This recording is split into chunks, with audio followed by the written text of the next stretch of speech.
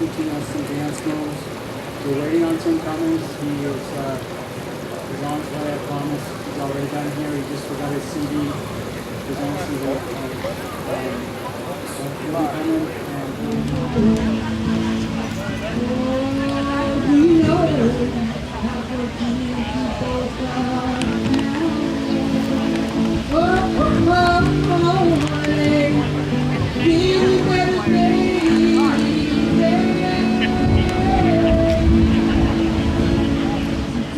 My name is Darcy Benoit.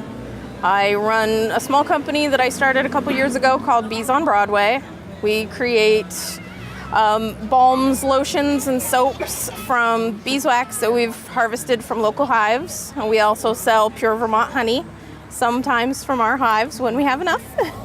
I started doing work with the Arts Council a few years ago and suggested at one of the meetings that we have a summer art show or a summer craft show. And since then, this is our second year now, and it has been a spectacular year. We have a great turnout this year, and everybody seems to be having a great time. We've doubled in size from last year. I believe we have about 35, 38 vendors this year. Last year was only in the 20s. This year, we seem to have attracted the attention of all the local community organizations. We have the Historical Society, Missisquoi Valley Rescue again this year. The police department stopped by for a visit. We also have Rise Vermont joining us this year. I just hope to continue to see growth like this. It's had gotten such a positive response from the community. Originally, there was people that talked about having the Swanton Festival come back at some point, and I think this was a nice substitution, but a little bit different twist on what they were hoping for. And I just hope to continue to get more people involved, more volunteers, and more people setting up their booths to show off their amazing talent, because we have some incredibly talented people in this community. This could not have been possible without Judy Paxman, Adam Paxman, and Scott Martel stepping up. Christina Forcier. We've had a number of people that have really stepped up for little things here and there. David Winchester painted our signs last minute. It's been a lot of scrambling at the last minute to make things happen, and things like this definitely wouldn't be possible without those people stepping up to help out. I just opened up a shop at 43 First Street in Swanton. It's very part-time, as I still work a full-time job, but I'm looking to expand a little more into my shop towards the holiday season. We're open Tuesday nights from 6 to 9, Friday nights from 6 to 9, and on the weekends I'm open on Saturdays for the day if I don't have a craft show that day. And I have products that I make myself, as well as some local crafts from other local people. We have wreaths by Leslie Underwood, aprons from Christina Forcier, and some vintage jewelry from Renee Rayum. I just want to thank everybody for joining us in the community. It's just been such a wonderful turnout so far, and the weather couldn't have been better, so we're just extremely thrilled that it's gone this well. You have never called me. Seriously, there's always calls. I'm Adam Marchesso from Burlington, Vermont, one of the founders of the Snowcap Brewing Company, the makers of Snowcap cold brew coffee. We are about 2 years old. We have been producing cold brewed coffee since late 2016, which is available in retail stores around Vermont and northern New England. We started the business out of our houses right around the time that my business partner and I were graduating college. And we kept finding that the batches of cold brew that we were making in jars and putting in our fridge kept getting stolen by our friends, so we decided maybe we should start selling it. We do make the strongest coffee available on the market in Vermont. I don't know if that counts as interesting about us, but one of the things that we like about our own coffee is that, you know, we're pretty strong caffeine addicts ourselves, so we'd like to have something suitable for our own tastes.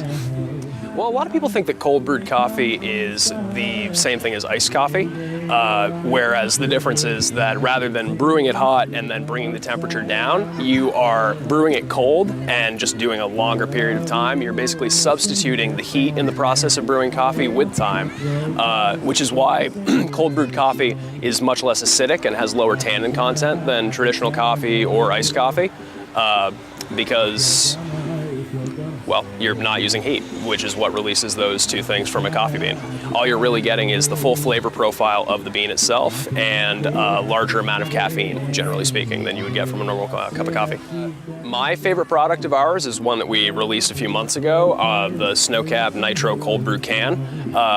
We've been selling Nitro Cold Brew off of kegs and on tap at a number of stores since we had started the business, and it's always been one of our most popular products, so we decided to finally find a way to bring it to shelves rather than just kegerators in a few random spots. Well, our dream for the future is to have the coffee for every single type of coffee drinker. When we started things up, we only had our original brew out, which was the extremely strong cold brew coffee. And we found that it wasn't for everybody. It was definitely for us. But not everybody wants to drink coffee that's absurdly strong. Not everybody wants to drink coffee with a nutty, chocolatey profile. Some people are looking for a different type of flavor. Our goal is to create enough types of coffee of differing flavors that there is something from Snowcap for everybody.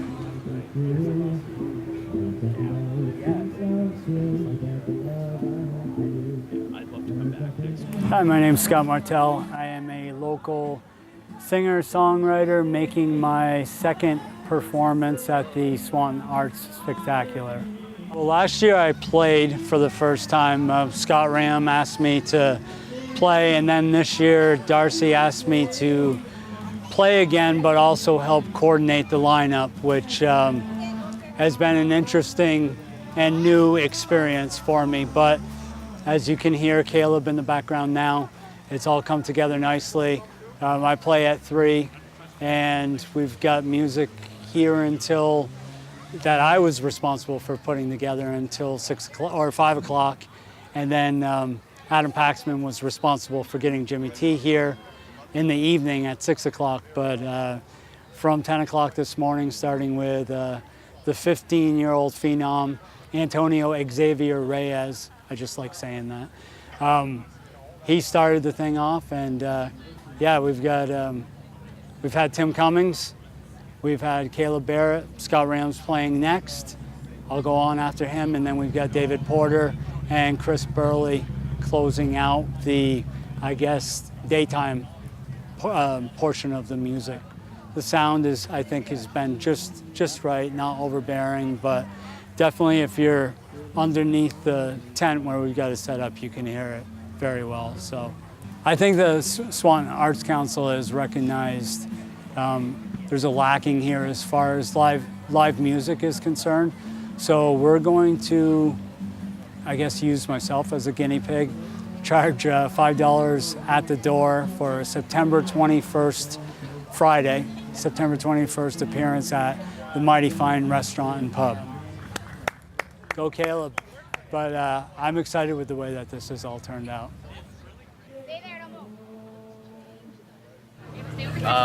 We're just raising money for our scout funds so we can go to like high adventure camp, like Sea Base in Florida.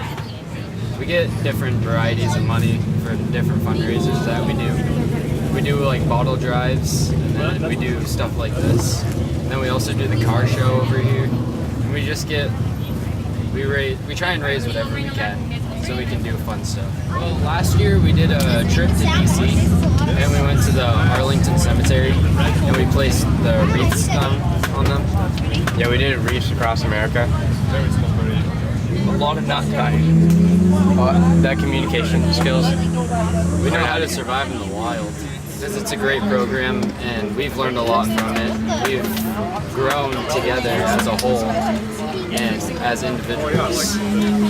My name is Donald L. Mabbitt, and I am the creator and maker of Drum Kitties and Drum Doggies. I'm from Montpelier, and I repurpose old drums and turn them into dog and cat beds.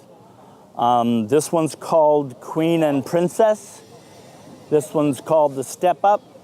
That one's called the Sidekick. That one's called the Combo Plate. This is Royal Feast, and this one is El Gato Negro. And this is my very first show ever. Yep. I buy them as inexpensively as I can, or if someone's throwing them out. I've had people give me drum sets before, which is weird, or I've traded guitars for them. This is my dog, Sal. He believes in drum kitties and drum doggies, as you can tell. And it's a good way to not have them end up in landfills, too, because they're all made out of wood. They're beautiful. They just need a little love and a cushion or two, maybe. Here, this is a snare drum, and with the top taken off, and these are actually floor tom legs. So I put a floor tom piece of hardware here and screw this into that. This particular one here, I cut both at an angle so that it would fit inside one another. And these two, I cut at an angle so that you could use them as food dishes. And then I stain them, make the insides of them look real nice. That's about it. Thank you, Rebecca and Darcy, for having me here. It's been great. Met a lot, like I said, a lot of nice people, and got my first chance to show my drums.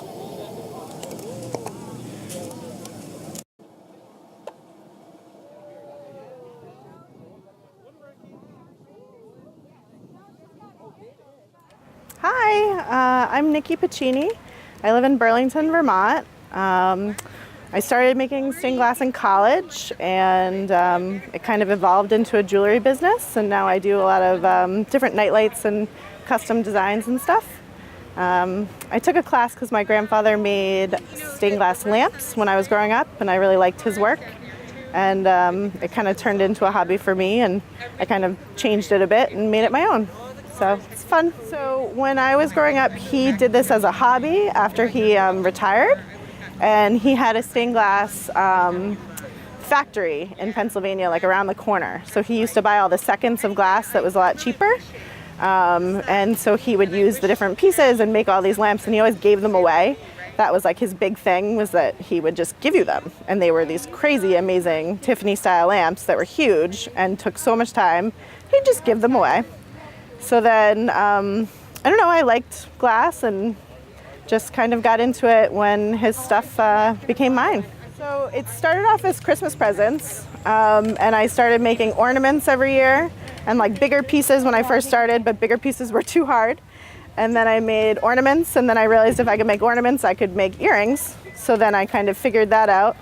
And then, I don't know, I needed a little extra income when I bought my house. So I kind of figured I'd try my hand at selling it, and it kind of took off from there. So it's been like 4 years, and it goes pretty well. I decided to like stop saying no to anything. So I'll take like any custom piece you want. I'll make any nightlight or anything like that. So it's like a good challenge. Oh, I was spitballing with a girlfriend of mine, and I used to use driftwood. I always liked it. And we were kind of just coming up with stuff, and it sounded good, and I went for it, and at one point made business cards, and then that's what I went for. And it was kind of not too on the nose. I didn't really want to be like just a stained glass business, because I didn't know what I was going to do or how I was going to do it. So it was kind of fun to have a name that didn't really involve glass. Yeah, so I think it's really fun to have exposure and then to look around and see what people are doing. You know, everybody's so creative, and like the chainmail pieces that are over there are amazing. And so I like to see what people are doing, and I think people have come up to see what I'm doing, and it's nice to get different ideas and be inspired. I never thought I would make art at all, but it's really fun. So my name is Corinna Thurston, and I'm a wildlife artist, and I'm also the author of a couple books on the business side of being an artist or creative. I was chronically ill at the age of 18. I had to medically withdraw from college after my first semester, and I was mostly bedridden for like 6.5 years. And so during that time, about 2 years in, I started drawing. It was one of the only things I figured I could do. I needed something to help keep me sane. So I started drawing, and it turns out I had a knack for it. So I started with wildlife artwork and colored pencil that looks more like paintings or photographs. And then after that, I realized I had a knack for the business side, so I started writing books on that, and they've been doing really well. So the focus of the books is, one of them is called How to Build Your Art Business with Limited Time or Energy, which is exactly what I've been doing, but also people with kids, extra jobs, other things. There's not many creatives that don't have limited time or energy. And so it's about marketing, branding, productivity, stuff like that. And then the second book is how to communicate effectively for artists and creatives. And that's about writing an artist statement, marketing materials, all sorts of different things with grant writing or, just other things that, public speaking, that people need to learn as a creative to build their business and connect to people. One piece of advice, I guess, would be to think of yourself as an entrepreneur. So most artists and creatives don't think of themselves as a business person, they think of themselves as an artist, and really, it's the same thing. Being an artist is really similar to being any sort of business, and thinking about it like that and marketing and stuff like that is really helpful for being professional and coming off as a business and doing well, I think. I think there's two awesome things about events like this. One is that you're going to network with other creatives, and that's a huge part of being successful, is that you need to have a community of support and people who do what you do, because a lot of what we do is really in our own studio, kind of, hermit-wise.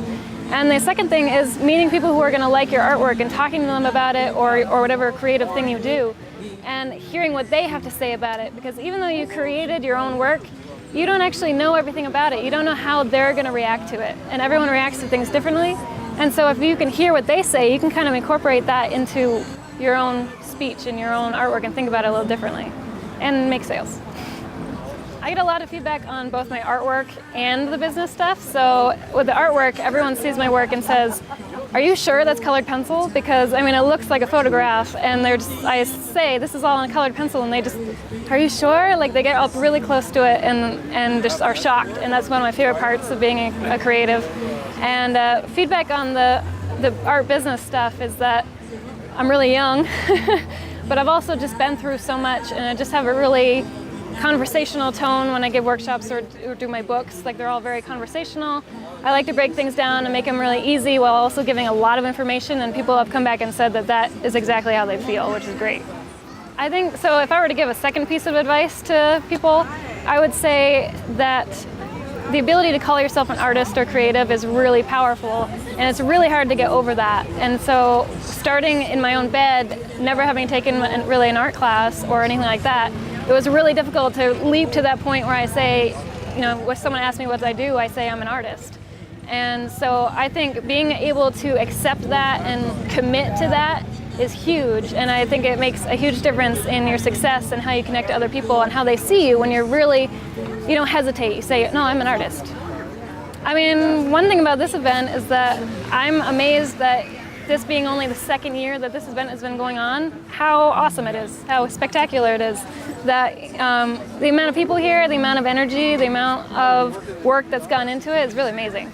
So I'm super excited to work now and connect with the Swanton community and to partner with the Swanton Arts Council to create a series of 3 art business workshops that are coming up about art marketing, social media marketing, and creating an effective artist statement. We'll be doing that coming this fall, and we're really excited to partner and get that done. I'm Molly Lambert, and I've been working with the Swanton Enhancement Project for the last 5.5 years, believe it or not. And we've got a dedicated group of people that is working hard to make sure that Swanton is a place where people want to work, live, learn, and play. And as a result of that, we've developed some interesting focus groups, you can call them, that are focusing on great opportunities in our community. Today, on this beautiful day on the Village Green in Swanton, we have the Swanton Arts Council demonstrating one of the results of the Swanton Enhancement Project. And we have a substance abuse committee. We have an economic development committee. We have a beautification committee that is planting flowers and trees all over town. It is an amazing group of dedicated citizens who are working with our village and town governments and our state government to make sure that Swanton is a place that we can all be proud to call home. There really is nothing more important than community members being able to come together without any walls or any price and meet each other and get to know each other and learn more about the people who do call Swanton home. That as you look around the park today, and I'm sure you've been wandering yourself, you've seen a lot of good smiling faces. We've got the bouncy house and the face painting for the kids, nice food, wonderful artists displaying their work, of which we are all so proud. And we've got a community dinner coming up tonight, sponsored by the Swanton Enhancement Project. Fireworks, music, it's all here today. It builds community, that people really have a positive feeling about the place they live, right? If you love the place you live, you're going to treat it well, you're going to treat your neighbors well, you're going to treat the whole community well. The economic vitality of this region is about to take off. We've got some really interesting economic development projects, beginning with a new hardware store in downtown, spaces that are going to be prepared for new tenants, new town center. And the Northern Gateway, of course, is just another example of Swanton being on the path to a lot of good things. If we had more community gatherings, more people able to connect with one another, right? What a better world this would be.